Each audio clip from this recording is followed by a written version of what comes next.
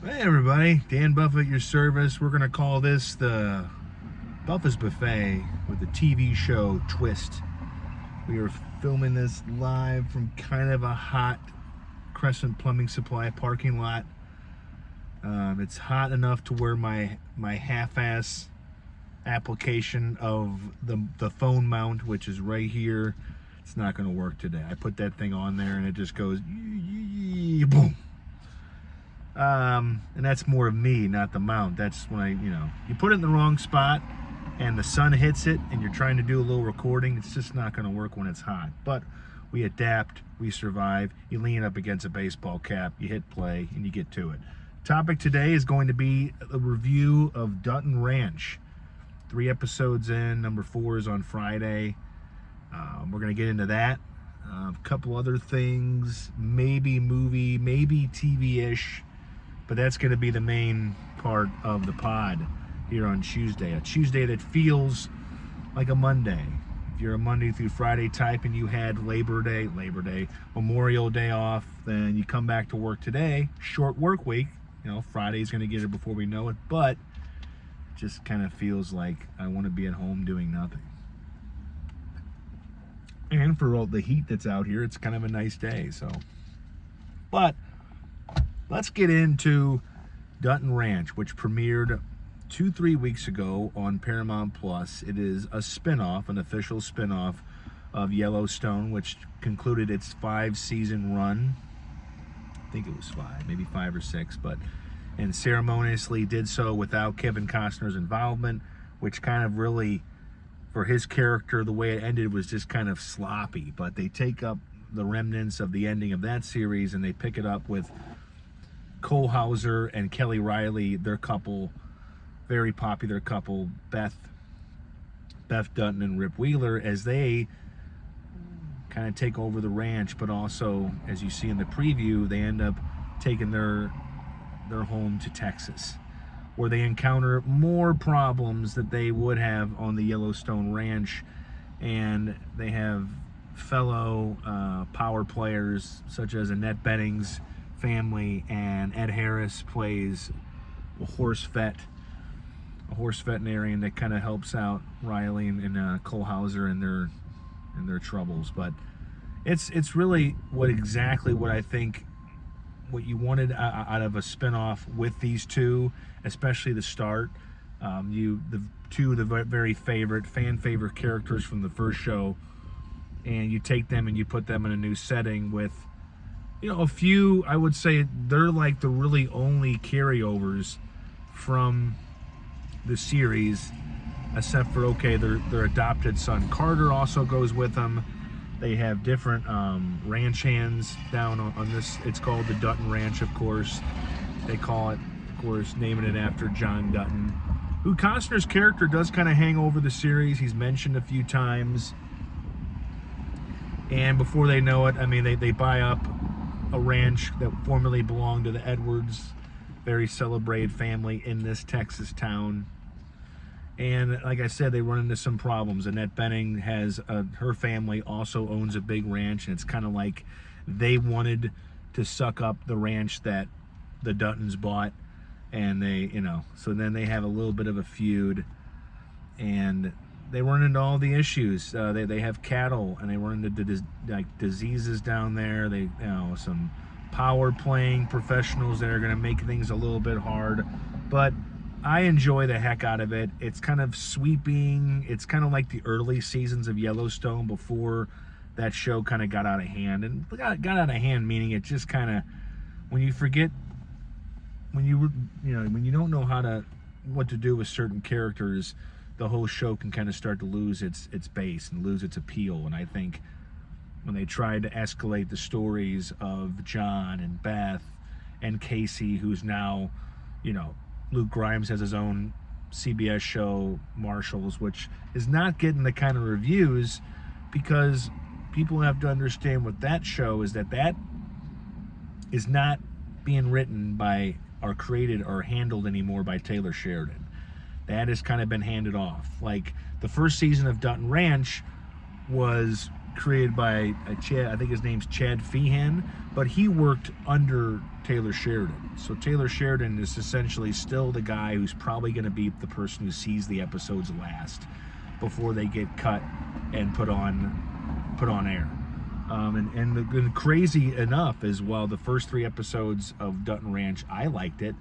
The showrunner, and the showrunner, if you don't know, for TV shows, because I've asked this before, being, interviewing a few people who worked on TV shows, like, what's a showrunner? It is essentially somebody who oversees everything. They get to look at the final scripts.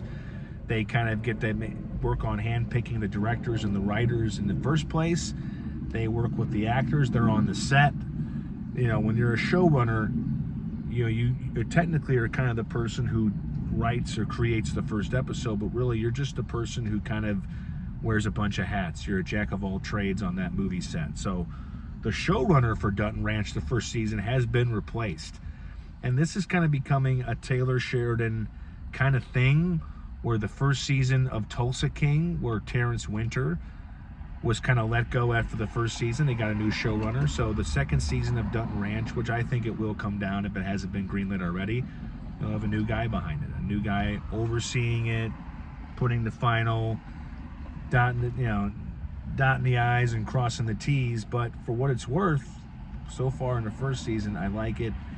Again, it's a very easygoing, sweeping. You got that beautiful Texas hills. You don't have the mountains anymore. In one scene, Rip Wheeler played just dynamically by Cole Hauser. I think every season that we get, either it was a Yellowstone season or now we get a Dutton Ranch, he just kind of really settles into that character. Even in a scene where he's at the table with Carter, again, that kind of a son him and Beth kind of adopted at the end of the Yellowstone series, Carter runs into a little bit of a romance himself, because Carter on this show, he looks like he grew up about 5 years. He looks like he's a fully fledged teenage kid who looks like he's got a little facial hair. He's becoming a man, and he asks Rip, he's like, I like a girl. And Rip, Cole Hauser, in the most simplest form, and every guy on earth should know this. He's like, well, he tells Rip, I don't know what to do. And Rip just tells him, kid, you listen.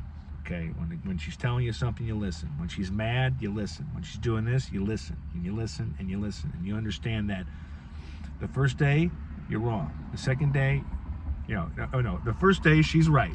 The second day you have an argument, she's right. And the third day, you're fucking wrong. And when he's doing this, you just believe it completely. It's like he is this character. He has completely stepped in, and it doesn't matter how long the show is off air or how long it takes to film seasons, but you see him on screen and you just get it. Same thing for Kelly Riley playing Beth Dutton. She just is that character to where she doesn't have to have any big show-stopping scenes. She just kind of embodies Beth Dutton and all the history and all the sadness. This is a girl who had a complicated relationship with her mother, and even with her dad, who she loved, it wasn't always cool and warm between the two of them. And then the way that, I'm sorry, spoiler alert, John didn't make it out of the series. You haven't watched Yellowstone, I am sorry, but I'll just go ahead and spoil that. But the way that her dad kind of died, it's kind of like it's just everything she's carrying into this new show. And they take this again down to Texas, where they run into a bunch of new problems. Really, it's Annette Bening's ranch kind of not playing as cool and kind with Beth and Rip. And we'll see if that kind of creates problems. And then, they have their own problems, that family. As Jay Courtney, who you will know as a guy who pops up in a lot of different movies. He played the bad guy in Jack Reacher. He played Captain Boomerang in Suicide Squad. He was John McClane's kid in a not great Die Hard movie called Live Free or Die. Oh, no, that was, not Live Free or Die Hard. Die Harder? I have no idea. Because that was a Timothy Olyphant one, but he was John McClane's son in that last forgettable Die Hard movie. And so he is in this one, and he kind of plays the volatile son of Annette Bening's family who does something in the first batch of episodes, and then that creates their own problem. So as Rip and Beth find out, Texas is a lot like Montana when it comes to issues and land and what families can do this and who can do that. And blood spilling, punches having to be thrown, guns being drawn, cows and cattle being lost, even without their patriarch, even without their leader, and a lot of people from that ranch. Like, I mean, there's new characters, but we don't have Lloyd, the old grizzly white-haired ranch hand that just kind of seemed to be the Yellowstone fixer. He hasn't shown up yet, so it's kind of it's a deal. But again, 3 episodes in, number 4. I think it premieres on Fridays. I don't think it's a Sunday show.